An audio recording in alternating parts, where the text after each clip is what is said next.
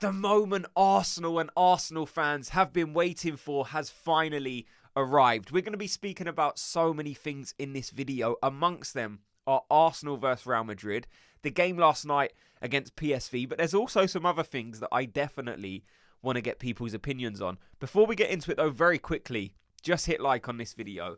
So Arsenal versus PSV was yesterday, and the game was actually slightly more impressive and exciting than I was imagining it to be. There was some clever rotation by Mikel Arteta.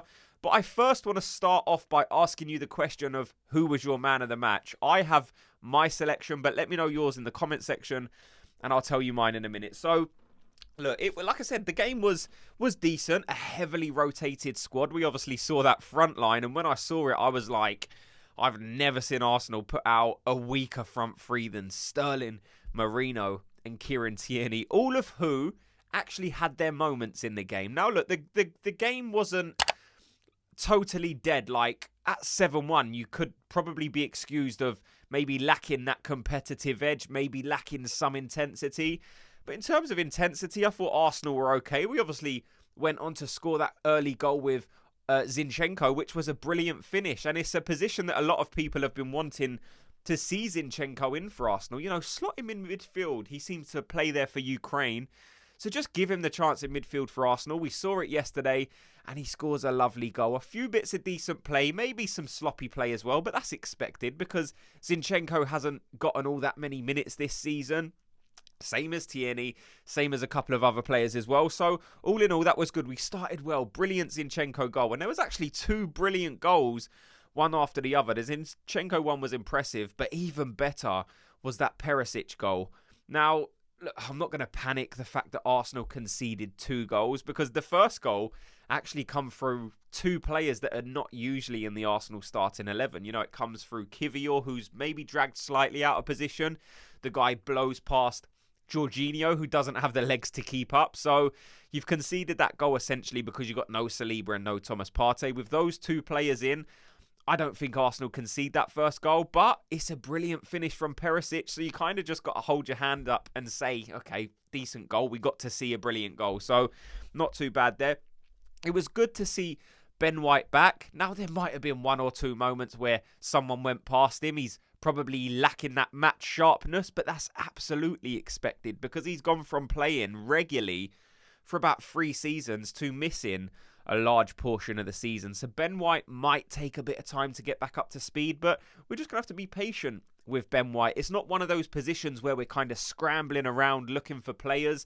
The fact we've got Jury and Timber playing well in that position allows you to kind of reintegrate Ben White back at the pace that he needs to be reintegrated. You don't have to rush him back. He will be a brilliant asset for this Arsenal team, and I hope we can get him up to pace for the Real Madrid game, because like we're going to speak about in a minute, there's some interesting dialogue and scenarios around that game that I definitely want to get people's thoughts on. And then you had the Declan Rice goal, which was brilliant work from Raheem Sterling. Definitely Raheem Sterling's best game in an Arsenal shirt. There was another moment later on that could have really sealed that. But brilliant play from the right-hand side, going past his man, which is something we can't accuse Raheem Sterling of kind of lacking the confidence of wanting to go past his man. It's just at times he's lacked the quality, or his legs doesn't quite do what his brain's telling him to do. Like years ago, his brain would have been telling him to do something and he actually had the ability to do it. But it just seems like now when he wants to do that same thing, you can see he gets frustrated because the body won't keep up with what the brain's telling him to do. But in that moment, goes past 2 players, whips it in lovely for a Declan Rice, who once again is crashing the box. Something that we do see with Declan Rice in that number 8 position is just his arrival into the box, offering that extra man to finish off moments like this that Raheem Sterling created. So that was a good goal for me. But it was that Sterling chance at the end that could have been something special for Raheem Sterling. You know, a big goal in a Champions... Well, say big goal. The tie's obviously over. But for him, it would have been a big goal to maybe try and finish the season more strongly, to try and get a move to maybe a bigger club than what he will do, because Arsenal aren't going to sign him. I mean, there was news coming out a couple of days ago that Manchester United and Tottenham are actually still interested in Raheem Sterling, and that might be his level. Look, playing for a 14th place mid-table club, Tottenham and Man United, is probably a good move for Raheem Sterling because they're big enough clubs, not at the level of Arsenal, of course, in terms of being playing well, but yeah, maybe he'll still get himself a good move. The Calafiori moment with Miles Lewis-Skelly at the end would have put the icing on the cake for me, because that play was like a striker and a left winger linking up, but it was just two left backs linking up in those forward areas. The little touch from Calafiori to Lewis-Skelly knocks it back. The back heel touch, the passing it into his path and getting a shot away. If he maybe could have just directed that shot across goal, it would have had a higher percentage to go in. But again, brilliant moment from those two left backs linking up on the opposition box. I just thought that was brilliant. And now we have the Real Madrid tie to look forward to. In terms of man of the match, yeah, I can see why people would give it to Sterling, but for me, again, I'm just going to go Declan Rice. I thought it was a nice goal, and all in all, he just offers that athleticism in midfield that is just invaluable, that will be invaluable, especially for a game like Real Madrid that's coming up. And there are some interesting things to go through when it comes to Real Madrid, because they are just inevitable in the Champions League, and we saw that last night. Like, Atletico were very, very good last night, and that Atletico team probably would have beaten most other teams around Europe. Like, they have a really, really strong team now. Some technical players, strong players, some players who have that know-how under the guidance of Simeone, who we know can be compact, but now they have that attacking flair. They look very, very dangerous. So to Real Madrid, for Real Madrid to knock them out, it just shows that you can never count Real Madrid out in this competition. They probably should have lost that game last night, but there's just something about Real Madrid and the Champions League that is just synonymous with each other. Like, you'd think Real Madrid and you just think Champions League. And this is what Arsenal would have been waiting for. We've kind of been waiting for that big fixture, that big moment to arrive on the European stage. And what better chance than to beat Real Madrid to go on to the next round of the Champions League, to the last four.